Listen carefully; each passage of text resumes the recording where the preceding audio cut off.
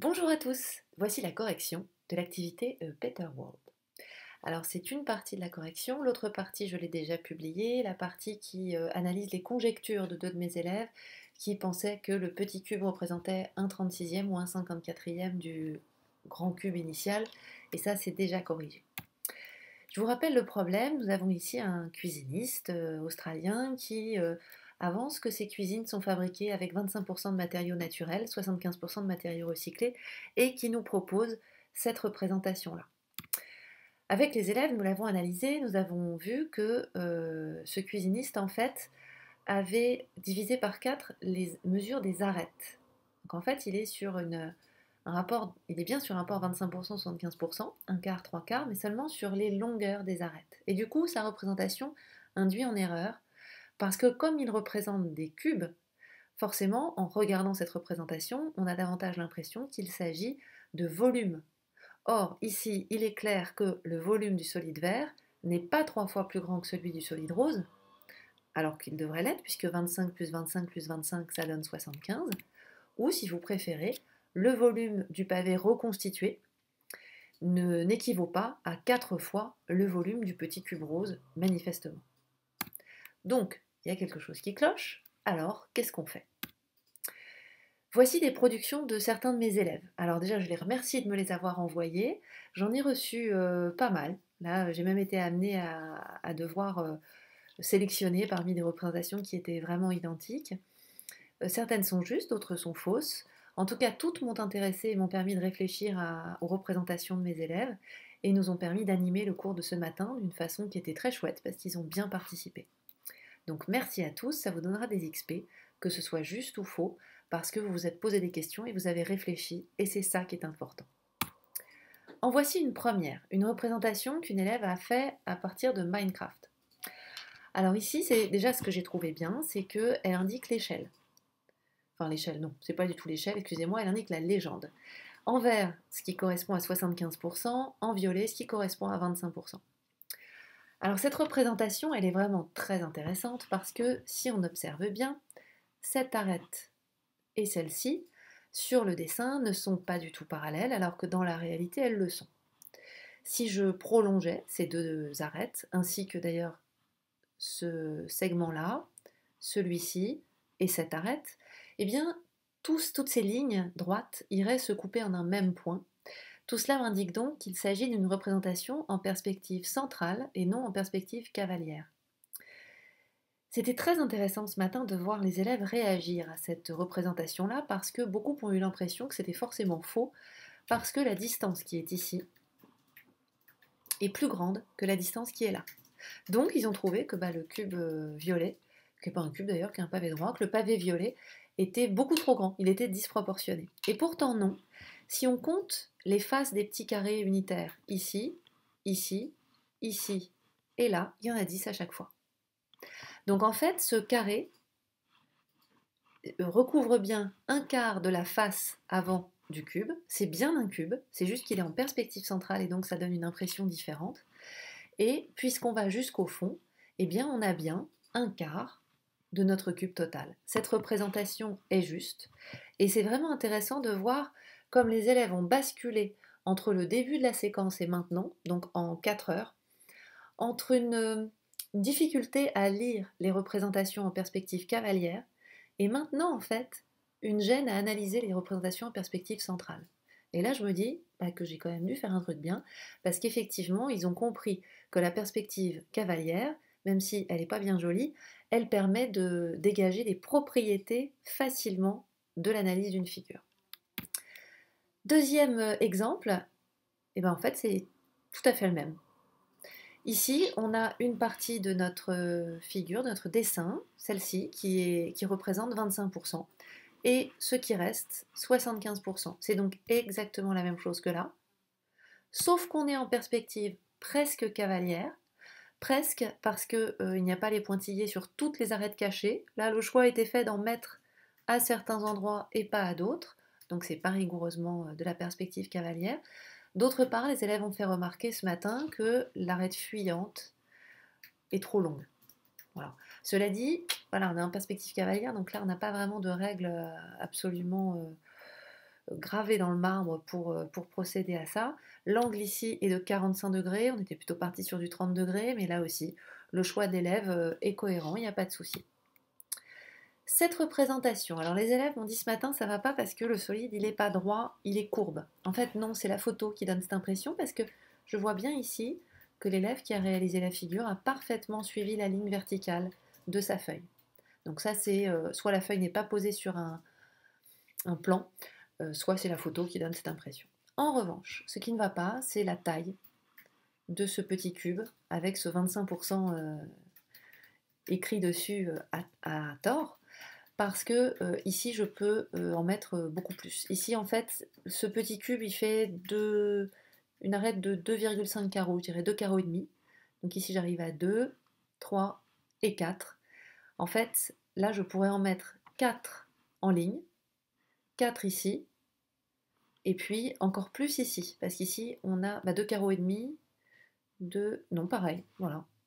Donc en fait je pourrais en mettre 4 x 4 x 4, c'est-à-dire que cette représentation, eh bien c'est rigoureusement la représentation du cuisiniste. Alors ce dessin est faux, par contre je l'adore, je le trouve super joli. Alors ce qui ne va pas, eh ben, c'est comme le précédent en fait, hein. Là on a un problème de dimension, on n'est toujours pas, le trou en fait ne représente pas un quart du volume, clairement.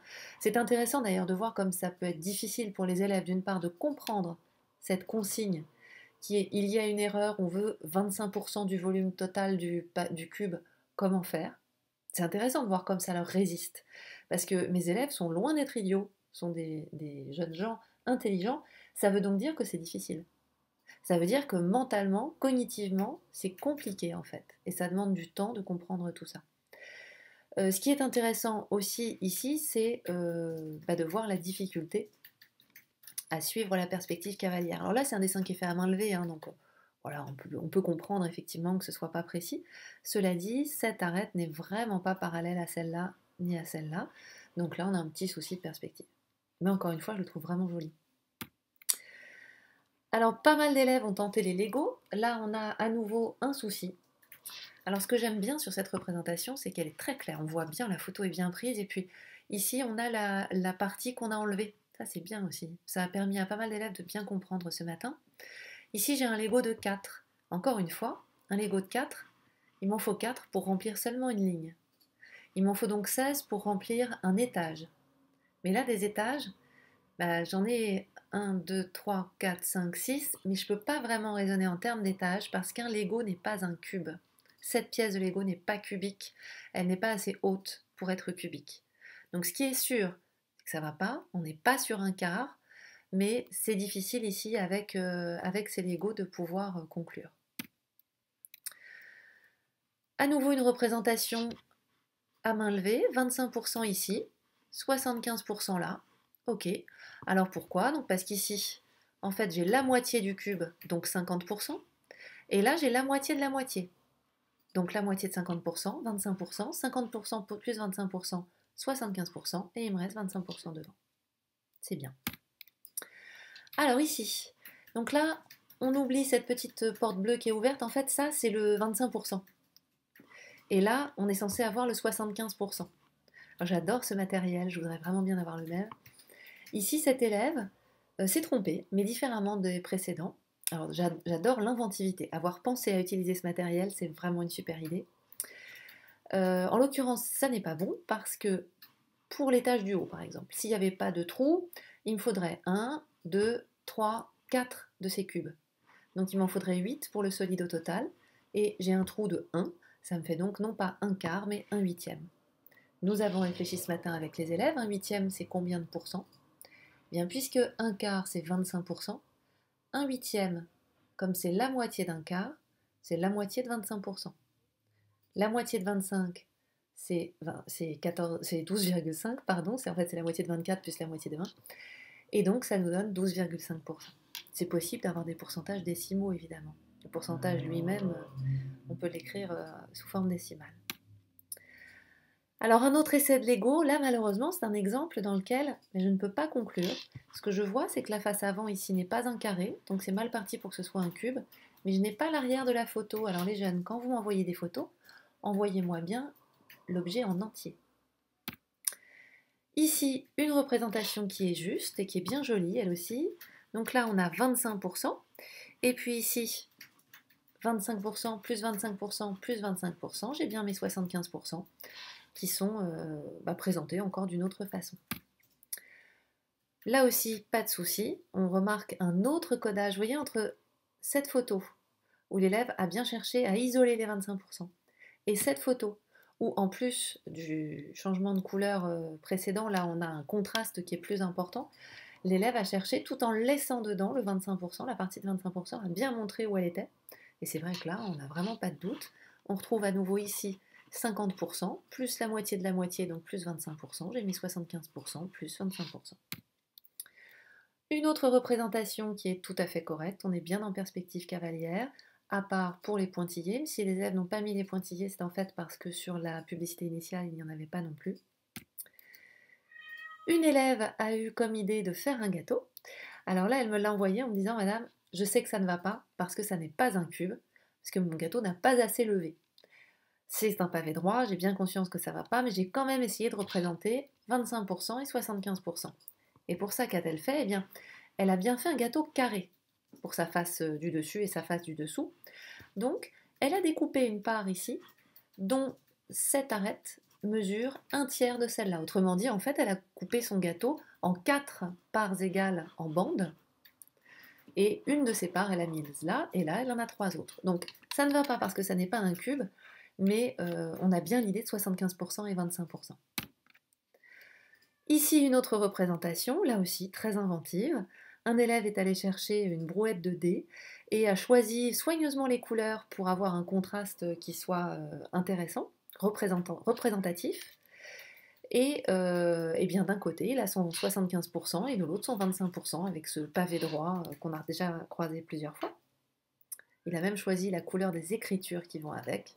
C'est bien parce que ça veut dire aussi qu'il y a une recherche dans le codage, dans la transmission de l'information et dans la qualité de la communication.